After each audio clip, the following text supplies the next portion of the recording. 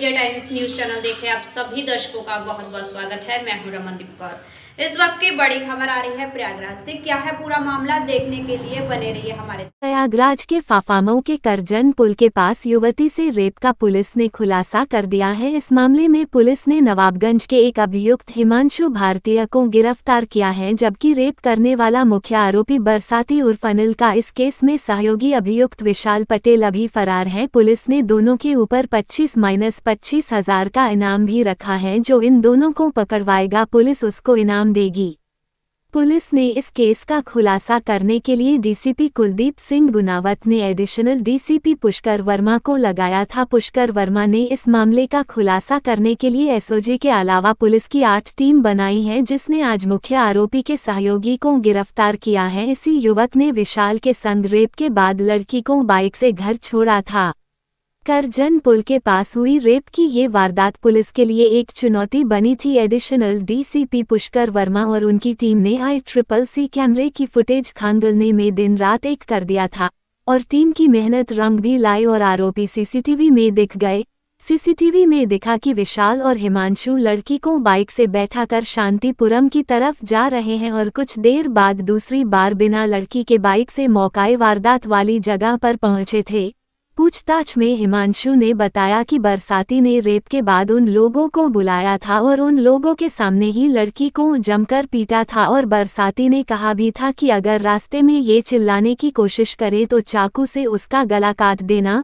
DCP Kuldeep Singh Gunawat ने बताया कि इस केस में वांछित अभियुक्तों की तलाश में दबिश दी जा रही है, जल्द ही इनको भी पकड़ा जाएगा। अगस्त को थाना फाफामऊ पर एक लड़की द्वारा आकर एक तहरीर दी गई थी, जिसमें 16 अगस्त को शाम को 7 बजे उसके द्वारा बताया गया था कि अपने मित्र के साथ करजन ब्रिज की तरफ गई थी, जहां पर शाम को जब वो करजन ब्रिज के पास टहल रहे थे, तभी झाड़ियों में से 2 लड़के निकल के आए और इनमें से एक लड़के ने उसके मित्र के साथ मारपीट की तथा दूसरे लड़के द्वारा मारपीट करके उसको वहां से जबरदस्ती पीछे झाड़ियों की तरफ ले जाकर उसके साथ दुष्कर्म किया और बाद में फ़ोन करके अपने 2 मित्रों को आरोपी द्वारा 2 मित्रों को बुलाया गया और उस लड़की को उनके साथ उसकी सहेली की घर पे जाकर छोड़ा गया। इस संबंध में थाना फाफामऊ पर सुसंगत धाराओं में अभियोग दर्ज कराया गया था तथा लड़की को मेडिकल हेतु भेजा गया था और इसके बाद इस घटना के अनावरण हेतु 8 टीमों का गठन किया गया था, जो कि वहाँ के लोकल सीसीटीवी कैमरे और सर्विलांस तथा मैनुअल इंटेलिजेंस के गैदरिंग के लिए लगाई गई थी। इसमें अथक प्रयास से, क्योंकि एक ब्लाइंड घटना थी, 3 लोगों के नाम प्रकाश में आए, जिनके नाम बरसाती अनिल भारतीय, जो कि इसमें मुख्य आरोपी पाया गया है। इसके साथ एक अन्य व्यक्ति था जिसको भी आइडेंटिफाई कराने की कोशिश की जा रही। इसके अतिरिक्त 2 लड़के जो वहाँ से उसको लेके गए थे छोड़ने के लिए, उनके नाम हिमांशु सरोज और विशाल पटेल के रूप में प्रकाश में आए हैं। इसमें से एक अभियुक्त हिमांशु पटेल को हिमांशु सरोज को पुलिस द्वारा गिरफ्तार किया गया है और इसके पूछताछ में यह निकल के आया कि बरसाती द्वारा हिमांशु को फ़ोन करके बुलाया गया था, जिसमें उसका मित्र विशाल को लेकर वो वहाँ पहुँचा और इन्होंने मिलके लड़की को धमकाया और चाकू दिखाते हुए यह बताया कि किसी को इस घटना के बारे में नहीं बताना और लड़की के गिड़गिड़ाने पर उसको वो उसकी सहेली के घर पे छोड़ के आए। इस संबंध में जो 3 अभियुक्त आए हैं, बरसाती, हिमांशु और विशाल, इसमें से बाकी बचे हुए 2 अभियुक्त बरसाती और विशाल पटेल पर 25,000 का इनाम घोषित किया गया है और इनकी भी शीघ्र ही गिरफ्तारी करके इन पर विधिक कार्रवाई की जाएगी और लड़की का भी विधिवत बयान कराकर इसमें अग्रिम कार्रवाई की जाएगी। हाँ, जैसे कि बताया, लड़की ने बताया कि 2 व्यक्ति वहाँ से आए थे, इसमें से एक का आइडेंटिफिकेशन हो चुका है। इसमें एक अन्य व्यक्ति और था जिसकी भी तस्दीक करने का प्रयास किया।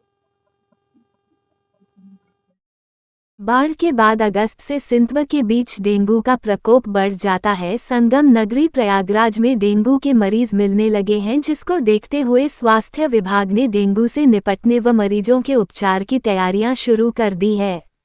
वहीं ग्राउंड जीरो पर टीम ने कॉल्विन अस्पताल का जायजा लिया। SICS के चौधरी ने बताया, डेंगू के मरीजों के लिए 25 नाट वाली बेड और 15 ऑक्सीजन वाली बेड तैयार है और उपचार के लिए 25 बेड का आरक्षित डेंगू वार्ड बनाया गया है। साथ ही अस्पताल में सभी दवाओं व ऑक्सीजन और प्लेटलेट की व्यवस्था भी की गई है। बताते चले, बाढ़ के बाद अगस्त से सितंबर के बीच डेंगू के मच्छरों का प्रकोप बढ़ जाता है, जिसको देखते हुए कॉल्विन हॉस्पिटल ने डेंगू से निपटने के लिए पूरी तैयारियां कर ली है। क्योंकि इस मौसम में अधिकतर कूलरों में ठहरे हुए साफ पानी में डेंगू का मच्छर पनपता जाता है, जिससे कहीं न कहीं डेंगू होने के आसार भी काफी बढ़ जाता है। देखिए, अभी बरसात हो रही है और बरसात के बाद प्रायः देखा गया है कि केसेस आते हैं डेंगू के। और वर्तमान की जो स्थिति है, मैं कॉल्विन हॉस्पिटल की बात कर सकता हूँ। मैं SIC हूँ कॉल्विन हॉस्पिटल में, SK चौधरी। तो मैं अपने अस्पताल के बारे में बताना चाहूँगा कि हमारे पास डेंगू के पेशेंट्स के लिए एक पूरा अलग से मैंने वार्ड तैयार कर रखा है, जिसमें 25 बेड हैं, सभी पे मच्छरदानी लगी हुई है और वहाँ पर मेरा पूरा नर्सिंग स्टाफ और स्टाफ मैंने 24 घंटे तैनात किया हुआ है। इसके अलावा मैंने एक रैपिड रिस्पांस टीम भी बना रखी है, जिसमें 2 फिजिशियन हैं, एनेस्थेटिस्ट है, बाल रोग विशेषज्ञ हैं, मैं स्वयं हूँ और फार्मासिस्ट। इन सब की मैंने एक रैपिड रिस्पांस टीम बना रखी है। सभी EMOs को इमरजेंसी में मेरे द्वारा आदेशित कर दिया गया है कि अगर कोई भी केस फीवर का या इस तरह का आता है, वीकनेस का या बॉडी एक का, तो उसको तत्काल एडमिट करके उसको इन्वेस्टिगेट किया जाए और फिर उसका इलाज शुरू किया जाए।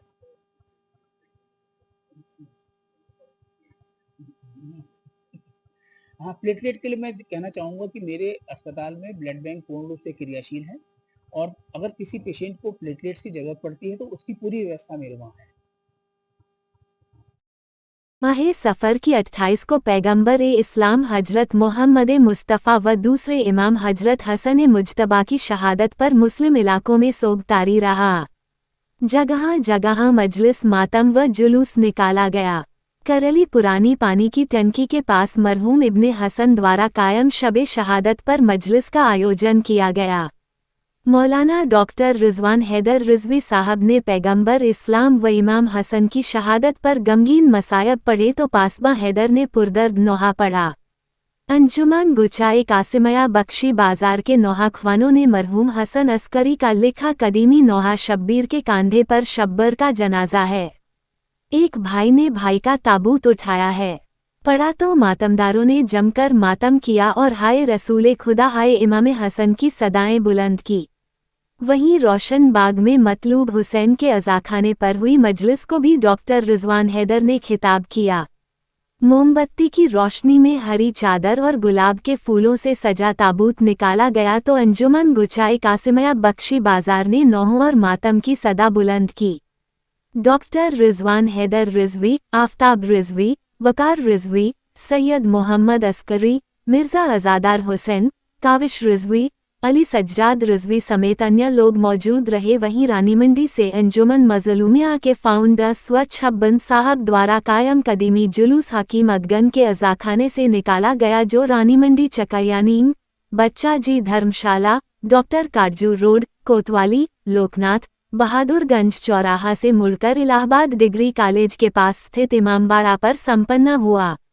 जुलूस में अंजुमन मज़लूमिया के नौहा ख्वानों अरशद, इरशाद हुसैन, मुन्ने भैया, जिया हैदर शेरू आदि ने पुरदर्द नौहा पढ़ा।